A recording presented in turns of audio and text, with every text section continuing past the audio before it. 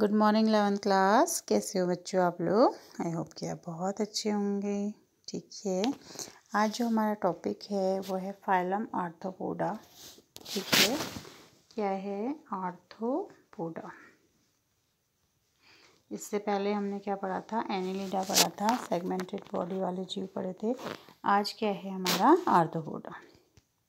ठीक, तो जो चित्र में आप देख रहे होंगे मक्खी है, तो मक्खी किसमें आती है? आपकी आर्थ्रोपोडा में आती है। ठीक है, तो आर्थ्रोपोडा जो संघ है वो सबसे प्राणी जगत का सबसे बड़ा संघ है और पृथ्वी पर 2/3 इसकी स्पीसीज पाई जाती है। ठीक है, और ये कैसे होते हैं बच्चों? एक तो क्या होंगे? त्रिकोरक होंगे। ठीक है, द्विपार्श्व सममित होंगे और जो शरीर का संगठन होगा कैसा होगा? अंग तंत्र का होगा। ठीक है, और इसमें पंख पाए जाते हैं और आर्थो का मतलब होता है जॉइंटेड लग। जैसे इसमें आप देख रहे होंगे इस तरीके से क्या है, जो पाँव है वो क्या है? जॉइंटेड। ठीक है, तो संधि युक्त उपांग इसमें पाए जाते हैं। ठीक है, और एक मुख्य विशेषता है इसकी, इतनी बड़ी बड़ी जो आइज दिख रही हैं, तो इस संघ में पहली बार, अभी तक हमने एनिलिडा में आइज के बारे में नहीं पढ़ा था, वो लाइट को सेंस कर सकते हैं एनिलिडा, लेकिन आँखें जो हैं वो क्या है? आर्थ्रोपोडा संघ में पहली बार देखने को आती हैं। और आँखें भी इसमें कैसे पाए जाते हैं? संयुक्त नेत्र पाए जाते हैं। ठीक है, संयुक्त नेत्र का मतलब क्या है कि जो आँखें हैं ये क्या है? एक से ज़्यादा इमेज, मतलब जैसे हमारा जो आँखें हैं, हमें किसी पर्टिकुलर चीज़ को देखते हैं तो उसी को देख पाते हैं। इनकी जो आँखें होती हैं इसी तरीके से इसमें सेगमेंट्स होते हैं, तो जो इमेज होते हैं एक यहाँ पे बनेगा, एक यहाँ पे, तो इनमें बहुत सारे इमेज धुंधला इनको मतलब कह सकते हैं कि दिखाई देता है। इससे जो मक्खियाँ होती हैं वो खाने पे क्या करती है? भिन भिनाती रहती है, तो अंदाजे लगाती हैं कि यहाँ पे खाना है या यहाँ पे खाना है। ठीक है ना, तो संयुक्त नेत्र इनमें पाए जाते हैं और संधि युक्त पाद होते हैं। दूसरा चित्र देखते हैं, चींटी है। ठीक है, तो ये भी आर्थ्रोपोडा में आती है। देखिए इसमें जॉइंट्स अच्छे से दिख रहे हैं, ये ऊपर गया है, फिर ये जुड़े हुए इसमें देखिए ये फिर ऐसे। ठीक है, तो संधि युक्त उपांग यानी कि संधि युक्त पैर इसमें जुड़े हुए पैर इसमें पाए जाते हैं। संघ की एक खास विशेषता है। ठीक है, ये देखिए मकड़ी है, इसमें भी क्या देखिए आँखें दिखाई दे रही हैं, तो ये इस संघ की विशेषता है। ठीक, तो ये जो आँखें देखिए इस तरीके से हाईलाइट करी हुई हैं, तो इसमें सेगमेंटेड दिख रहे हैं ना इस तरीके से, तो इससे इमेज अनेक बन जाते हैं, जिससे इसको धुंधलापन दिखाई देता है, मतलब विजन क्लियर नहीं होता है। ठीक, ये मकड़ी है, ये देखिए, ये भी आपने देखे होंगे, सारे जीव जो दिखा रहे हैं उसको वो आपने देखे होंगे। ठीक है, अब हम बात करते हैं आर्थ्रोपोडा के कैरेक्टरिस्टिक्स की। तो आर्थ्रोपोडा क्या अभी बताया आपको कि प्राणी जगत का सबसे बड़ा संघ है। इसमें सारे ही कीट आते हैं। ठीक है, यानी कि जितने भी कीट पाए जाते हैं वो सभी मोस्टली आर्थ्रोपोडा संघ में आते हैं, और ये लगभग 2/3 इनकी जो जातियां हैं, प्रजातियां हैं, वो 2/3 पृथ्वी पर पाई जाती है, यानी कि सबसे बड़ा संघ ये जीव जगत का है। ठीक है, आगे इसमें जो शरीर अंग तंत्र स्तर का होता है। ठीक है, शरीर का जो संगठन होगा अंग तंत्र इसमें बनेंगे। द्विपार्श्व सममित होता है, यानी कि बॉडी 2 इक्वल भागों में बढ़ सकती है। त्रिकोरक होते हैं, बाह्य त्वचा, मध्य त्वचा, अंतर त्वचा पाई जाती है। प्रगुही होते हैं, यानी कि वास्तविक सिलोम इसमें पाई जाती है। और जो शरीर काइटिनी बाह्य कंकाल से क्या होता है? ढका हुआ रहता है।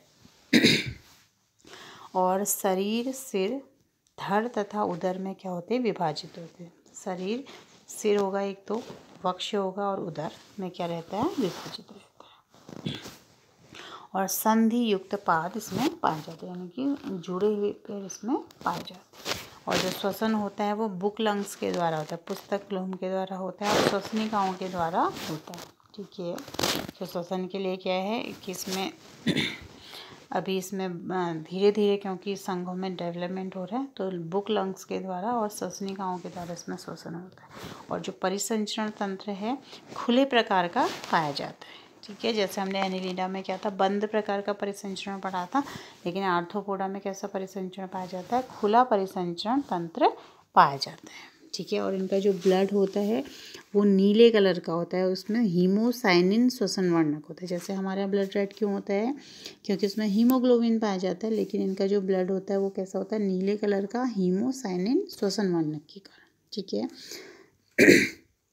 और आगे संवेदी अंग, ठीक है, आपने देखा होगा मक्खी को, मच्छर को, तो एंटीना जैसे लाइक स्ट्रक्चर इनमें पाए जाते हैं, तो उनको क्या बोलते हैं हम, संवेदी अंग, श्रृंगिकाएँ, ठीक है।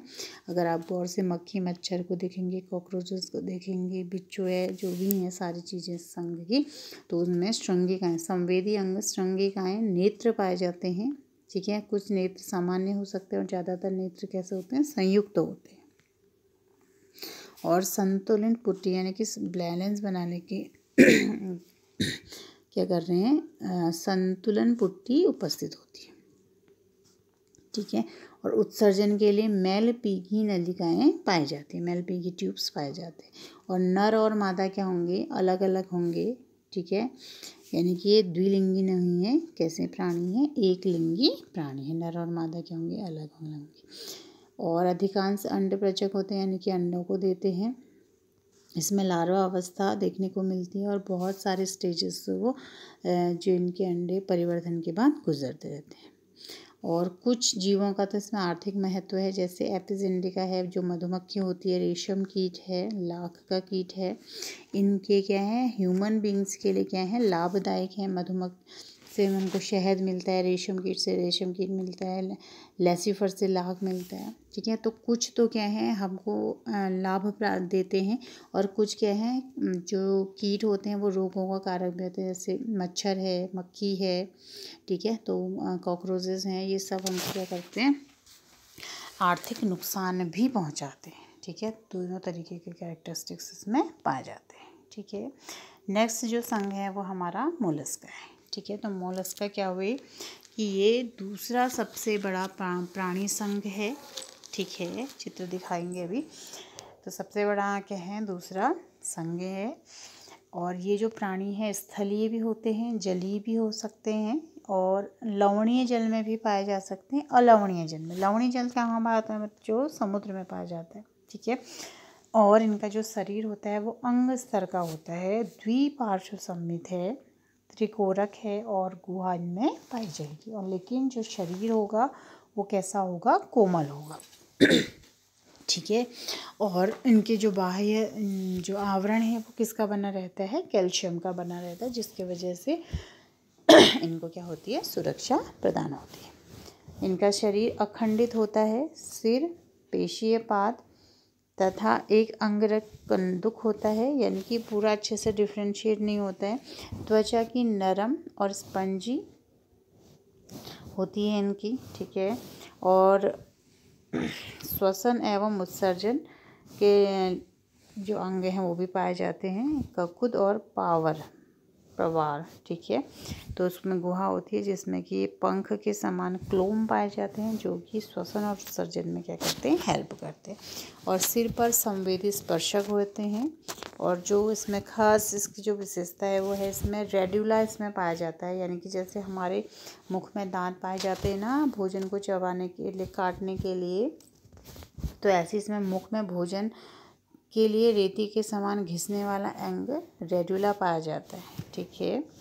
तो ये क्या करते हैं, अपने भोजन को काट सकते हैं। सामान्यतया नर और मादा क्या होते हैं, अलग अलग होते हैं, और अंडप्रचक होते हैं, यानी कि अंडे देने वाले होते हैं, और लार्वा अवस्था भी इनमें पाई जाती है। जैसे इसके जो उदाहरण हैं वो हैं आपके पायला, घोंगा, ठीक है, सीप, कटल फिश, और ऑक्टोपस, ठीक है, कोटोप्लूरा, ठीक। तो इसका चित्र देख लेते हैं आप।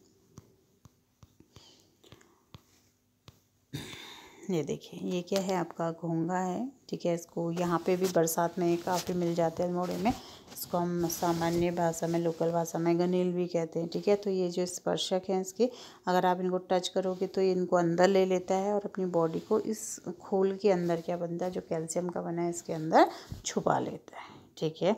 और जो हम शंख बजाते हैं तो वो समुद्र में जो बड़े आकार के घोंगे होते हैं वो उनकी क्या है, बाहर का आवरण है, सुरक्षा का आवरण है। वो ही क्या करता है, उसमें छिद्र होता है तो वो ध्वनि उत्पन्न करता है। तो जो उसका मंदिर में जो हमारे शंख रहते हैं वो इनके क्या है, सुरक्षा अंग है, यानी कि बाह्य अंग है। ठीक है, जब इनकी मृत्यु हो जाती है तो ये समुद्र में क्या होता है, किनारे पे आ जाते, तो उसका उपयोग हम ध्वनि उत्पादन के लिए करते हैं। ठीक है, दूसरा इसमें है आपका ऑक्टोपस।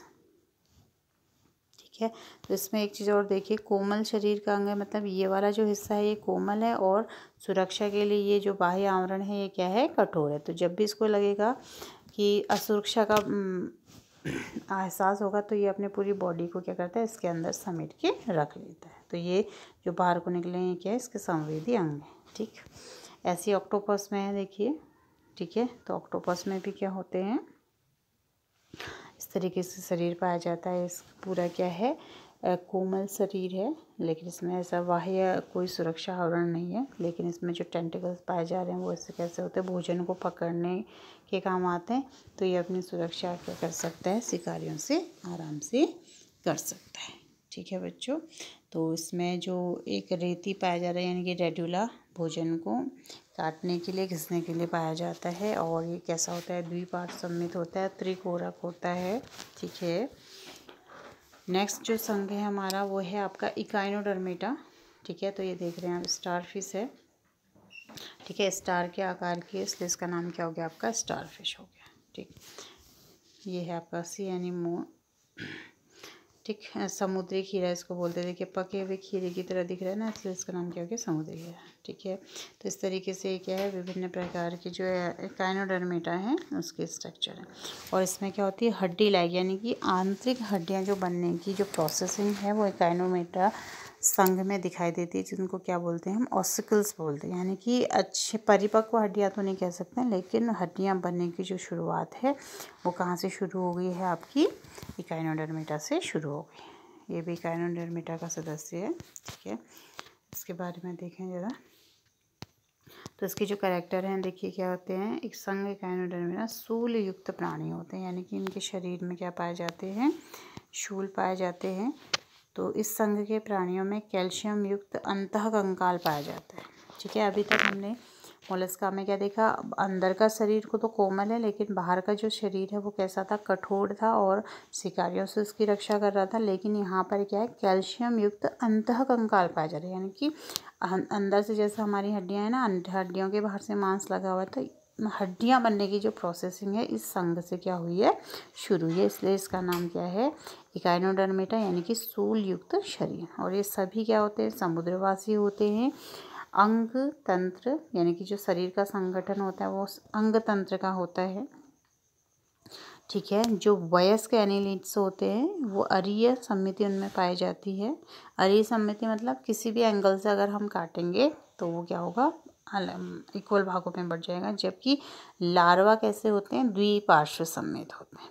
ठीक है, द्विपार्श्व सममित समझ गए ना, ये कोई चीज़ है, इसके दो बराबर हिस्से, क्योंकि ये क्या है, स्टार शेप के ज़्यादा होते हैं। तो ये क्या हो गया आपके अरीय समिति, ऐसे काटें, किसी भी एंगल से काटें तो वो इक्वल पार्ट्स में क्या हो जाएंगे, डिवाइड हो जाएंगे। तो वो क्या होगी, आपकी अरीय समिति हो गई। ठीक है, अच्छा द्विपार्श्व सममित हैं। ठीक है, एक तो क्या हो गया आपका, द्विपार्श्व सममित हैं, त्रिकोरक हैं, प्रगुही हैं, यानी कि वास्तविक देह गुहा पाई जाती है। पाचन तंत्र भी इनमें क्या है, पूर्णतया विकसित है। सामान्यतः मुख अधर तल पर और मलद्वार पृष्ठ तल पर पाए जाते हैं। और मुख्य जो विशेषता है, जल संवहन तंत्र इस संघ की विशिष्ट विशेषता है।